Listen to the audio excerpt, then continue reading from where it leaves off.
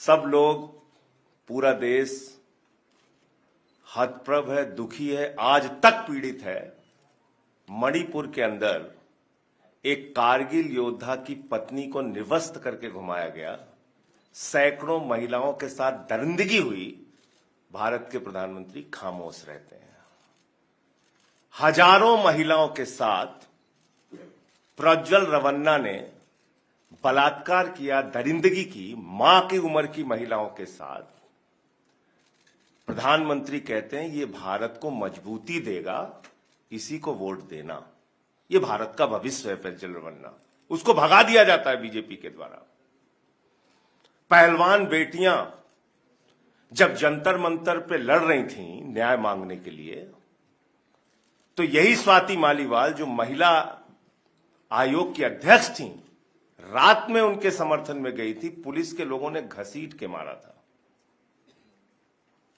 हमने देखा यहीं उत्तर प्रदेश के अंदर कुलदीप सेंगर के मामले में, हाथरस के मामले में, देश के प्रधानमंत्री खामोश रहते हैं, एक शब्द नहीं बोलते।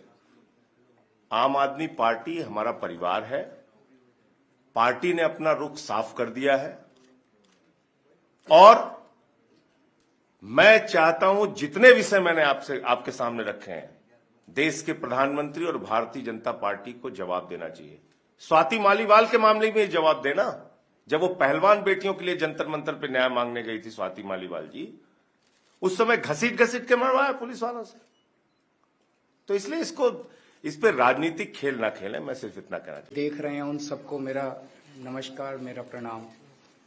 आज लखनऊ में मैं उत्तर प्रदेश के सभी मतदाताओं से इंडिया गठबंधन को भारी भरकम वोट देने के लिए, भारी मात्रा में वोट देने के लिए अपील करने के लिए आया हूं।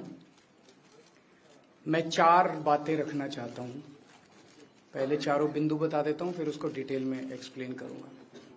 पहला ये कि ये चुनाव भारतीय जनता पार्टी, मोदी जी अपने लिए वोट नहीं, अमित शाह जी को प्रधानमंत्री बनाने के लिए वोट मांग रहे हैं। दूसरी बात, योगी आदित्यनाथ जी को अगर ये लोग जीत गए तो योगी आदित्यनाथ जी को 2 से 3 महीने के अंदर उत्तर प्रदेश के सीएम पद से हटा दिया जाएगा। नंबर 3, इन लोगों की पूरी तैयारी है, अगर ये लोग जीत गए तो संविधान को बदल के SC ST और OBC का रिजर्वेशन खत्म कर दिया जाएगा। और नंबर 4, जो आंकड़े अब देश भर से आ रहे हैं वो ये दिखा रहे हैं कि 4 जून को इंडिया गठबंधन की सरकार बनने जा रही है और NDA को और बीजेपी को बहुत कम सीटें मिलने जा रही हैं। अब मैं अपने सबसे पहले पॉइंट पे आता हूं। जब 2014 में प्रधानमंत्री बने थे नरेंद्र मोदी जी, तो उन्होंने खुद एक रूल बनाया था कि भारतीय जनता पार्टी के अंदर और उनकी सरकारों में 75 वर्ष से ऊपर कोई भी व्यक्ति होगा तो उसको संगठन में और सरकार में किसी भी पद पे नहीं रखा जाएगा, उसको रिटायर कर दिया जाएगा। और उसका सबसे पहले उस रूल के तहत आडवाणी जी को और मुरली मनोहर जोशी जी को रिटायर किया गया था। और उसके बाद तमाम यशवंत सिन्हा जी, सुमित्रा महाजन जी, कई लोगों को यहाँ टिकट नहीं मिली, कई लोग जो पद पे बैठे हुए थे उनको पद से इस्तीफा दिलवा के उनको हटाया गया, ऐसे कई सारे लोग हैं। तो अब अगले साल 17 सितंबर को प्रधानमंत्री मोदी जी 75 साल के होंगे और मोदी जी ने तय कर लिया है कि अमित शाह जी को वो अपना वारिस बनाएंगे और अमित शाह जी अगले साल 17 सितंबर को देश के प्रधानमंत्री बनाने का उन्होंने तय किया है मोदी जी ने। इसके ऊपर मोदी जी पिछले 1-2 साल से लगे भी हुए हैं, क्योंकि भारतीय जनता पार्टी के अंदर अमित शाह जी के सामने जो जो बाधाएं पैदा कर सकता था नेता, एक एक करके उन सब नेताओं को साइड कर दिया गया, उनका पत्ता साफ कर दिया गया।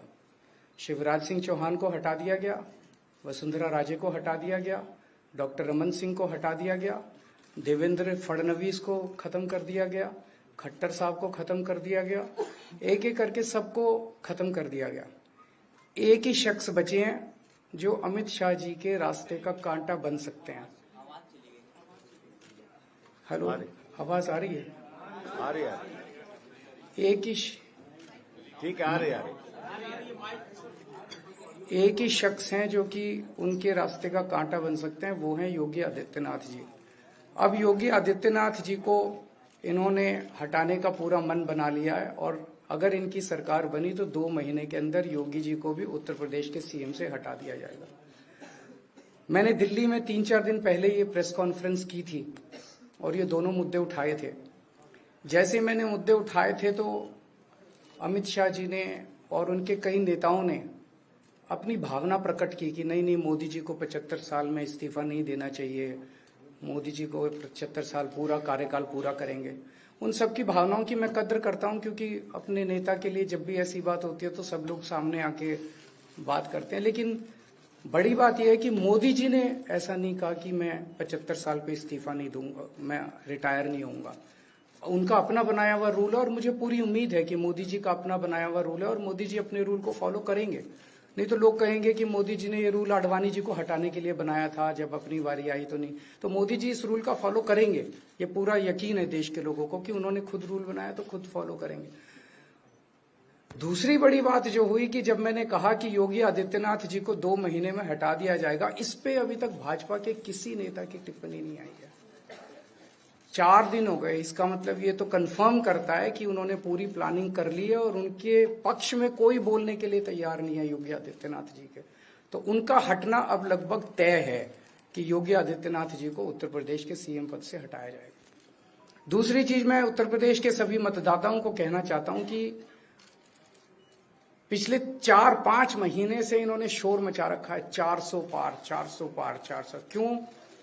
कहते हैं नहीं मोदी जी कुछ बड़ा काम करना चाहते हैं। तो लोगों ने खोद के पूछा, भाई क्या बड़ा काम करना चाहते हैं, कुछ बताओ तो सही। तो उन्होंने नहीं बताया। लोगों ने फिर अंदर से पता किया कि बड़ा काम ये करना चाहते हैं कि देश से रिजर्वेशन खत्म करना चाहते हैं। हम जानते हैं कि इनका जो पूरा इकोसिस्टम है, आरएसएस, बीजेपी, शुरू से ये लोग रिजर्वेशन के खिलाफ रहे हैं। इनकी पूरी की पूरी मानसिकता रिजर्वेशन के खिलाफ रही है।